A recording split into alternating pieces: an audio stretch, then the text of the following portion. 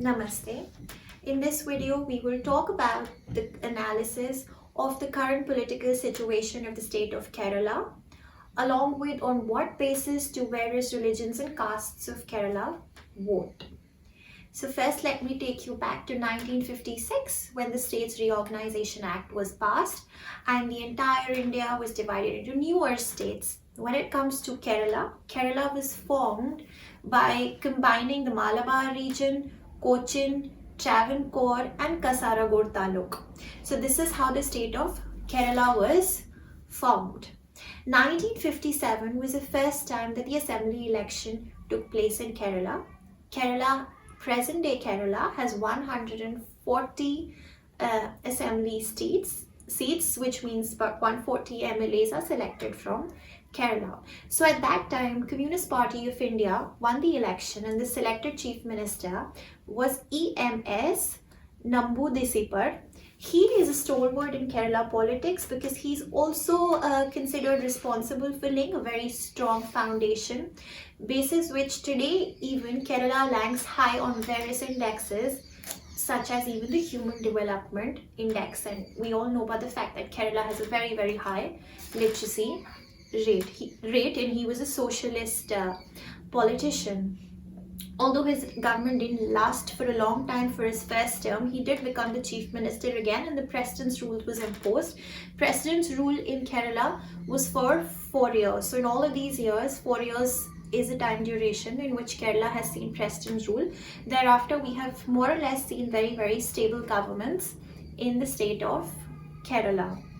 So initial years until the late 1970s, it was the CPI or the Congress which were ruling Kerala.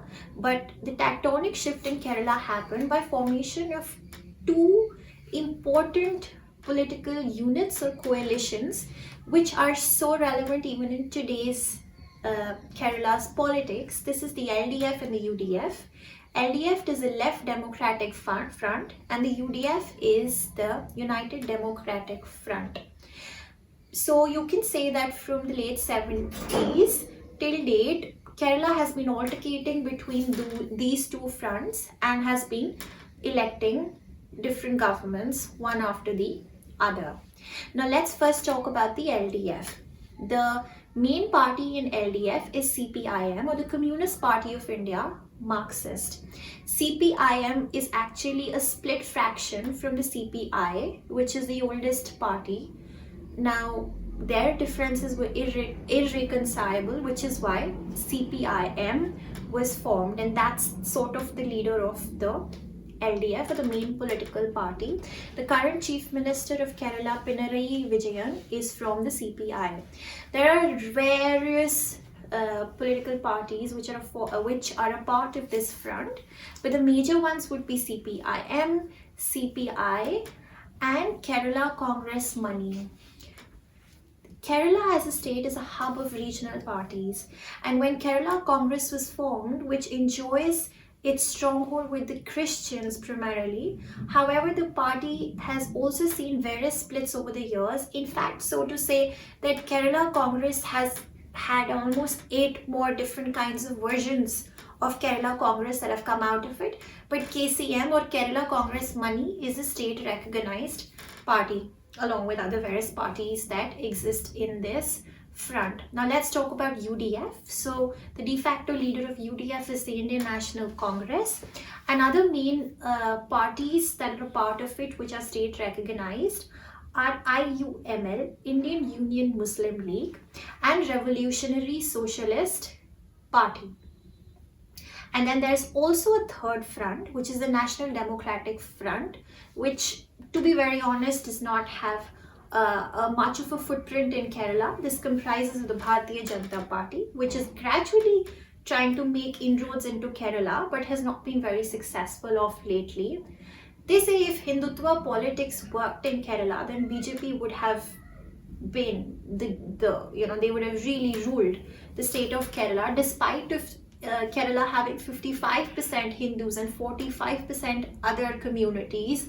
Yet the divisive politics of BJP has not really worked much in Kerala, because the basis of which the people of Kerala vote is very, very different, and different parties have their own strong vote banks. Although BJP has recently formed an alliance with the Bharat Dharm Jena Sena, which is a political outfit which kind of represents the Hindu community of Kerala, mainly the Ishavas. Now, let me tell you about the division of the caste and religion in Kerala, which will help you to understand that who votes for who and whose stronghold is where. So Kerala is divided into 14 districts. So for the understanding of the vote bank, we can also divide it into, the northern region, the central Kerala, and the southern Kerala. In the northern Kerala, we see a huge presence of Muslims, which are about 26.56% in areas such as Kasaragod, Kozhikode, Malappuram.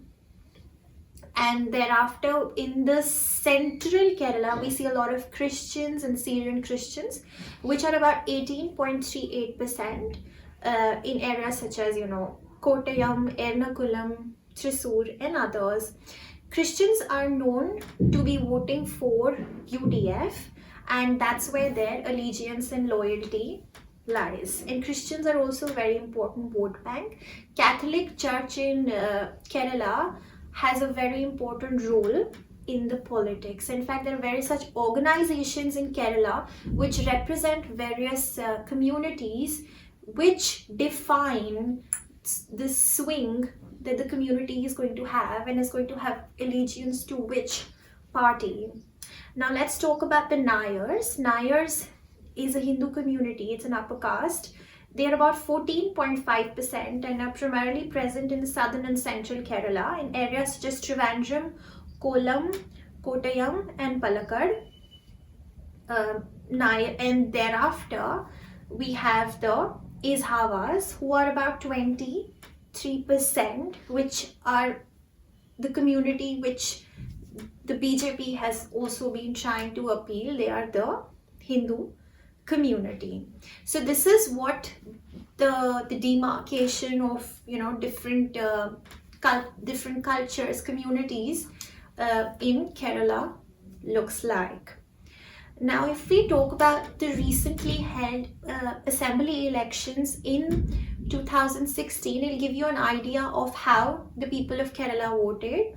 And the upcoming elections are in 2021. So it'll be very interesting to see if the people of Kerala give a similar mandate or it's going to be completely different. In 2016, LDF won. They won 93 seats, UDF won 42, NDA could just get 1. And another party, Kerala Jan Paksham Secular, got 1, and 3 are still vacant. So LDF was the undisputed winner. We've also recently seen the local body polls, which are the polls for the municipalities, panchayats, and various corporations, which were fought in 2020, where we have seen LDF again gain majority, while UDF losing out a lot. Although BJP has not made such a huge mark, but NDA has definitely improved its vote share in Kerala. So these elections were very important to understand that where is it that the current what was the current space in the minds of the people of Kerala about who they are going to vote for next. Kerala has also been in the news for wrong reasons, specifically for the various kinds of political killings that have been taking place in Kannur between the leftists and the RSS leaders. So Kerala is a very, very interesting state in the southern part of India, where the Hindu-Muslim divide has really not worked. They have their own way of voting, and different outfits have their own allegiances. Now, will there be a change in the primarily left favoring Kerala or not? We'll get to see that in the 2021 election. Thank you so much for watching. I request you to please subscribe to my channel so that you understand the politics of different states of India. Thank you.